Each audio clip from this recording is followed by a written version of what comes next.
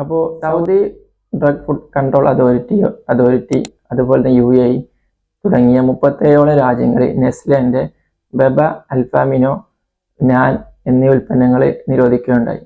അപ്പം അതിനെക്കുറിച്ചാണ് എന്തുകൊണ്ടാണ് നിരോധിച്ചത്, എങ്ങനെയാണ് അതിന് കാര്യങ്ങൾ എന്നാണ് നമ്മൾ സംസാരിക്കാൻ പോകുന്നത്. അപ്പോൾ അതിനൊരു കാരണമായി പറഞ്ഞത് ഇതിനെ ഉൽപ്പാദിപ്പിക്കുന്ന റോ മെറ്റീരിയൽസിൽ സെറുലൈഡ് എന്ന ടോക്സിക് കെമിക്കൽസ് ഉൽപ്പാദിപ്പിക്കുന്ന ബാസിലസ് സെറിയസ് എന്ന ബാക്ടീരിയയുടെ സാന്നിധ്യം കണ്ടെത്തിയത്. ഈ സാന്നിധ്യം കണ്ടെത്തിയത് കൊണ്ട് തന്നെ അത് സെറുലൈഡ് എന്ന ടോക്സിക് കെമിക്കൽസ് ആണ്.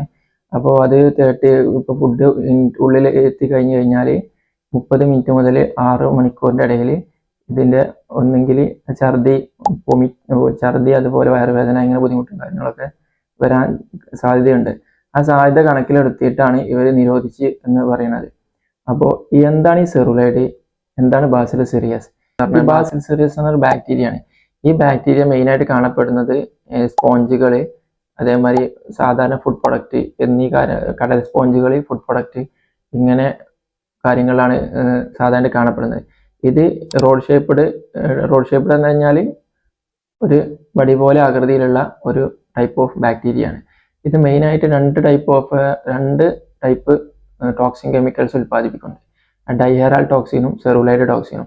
ഡൈഹെറാൽ ടോക്സിൻ എന്ന് പറഞ്ഞാൽ മെയിനായിട്ട് കാണപ്പെടുന്ന ഈ സൂപ്പുകൾ, പച്ചക്കറികൾ എന്നീ പ്രൊഡക്റ്റുകളിലാണ്.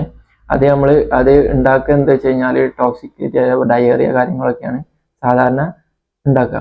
രണ്ടാമത്താണ് സെറുലൈഡ് ടോക്സിൻ. ഈ സെറുലൈഡ് ടോക്സിൻ എന്ന് പറഞ്ഞു കഴിഞ്ഞാൽ ഛർദി, വയറുവേദന അങ്ങനത്തെ ബുദ്ധിമുട്ടും കാര്യങ്ങളൊക്കെ ഉണ്ടാക്കും. ഈ സെറുലൈഡ് ടോക്സിന്റെ പ്രത്യേകത എന്താ വെച്ച് കഴിഞ്ഞാൽ അത് ഭക്ഷണത്തിൽ നിന്ന് തന്നെ ഉൽപ്പാദിപ്പിക്കുന്നത് കൊണ്ട് തന്നെ അത് ഡേഞ്ചറസ് ആണ്. ഈ സെല്ലിന്റെ മൈറ്റോകോൺഡ്രിയന്റെ പ്രവർത്തനം നിലപ്പിച്ചുകൊണ്ടാണ് ഇതിന്റെ ആക്ഷനും കാര്യങ്ങളൊക്കെ മുന്നോട്ട് കൊണ്ടുപോകുന്നത്. അപ്പോൾ പിന്നെന്താ വെച്ചാൽ ഇതിന്റെ ഡേഞ്ചറസ് എന്താ വെച്ചാൽ ഹീറ്റ് റെസിസ്റ്റന്റ് ആയതുകൊണ്ട് തന്നെ ചൂടാക്കിയാലും ഇത് നശിക്കണില്ല. അപ്പോൾ നമ്മളിപ്പോൾ ഒരു സെറുലൈഡ് ടോക്സിൻ ഇല്ല ഒരു ഫുഡ് പ്രൊഡക്റ്റ് ഇപ്പോൾ ഇൻ കേസ് ചൂടാക്കി നല്ലോണം തിളപ്പിച്ച് കൊടുത്തു കഴിഞ്ഞാലും ആ ടോക്സിക് കെമിക്കൽസ് കുട്ടിന്റെ വയറ്റിലെത്തും. അപ്പോൾ തന്നെ അതിന്റെ ഭാഗമായിട്ട് വയറുവേദന, ഛർദി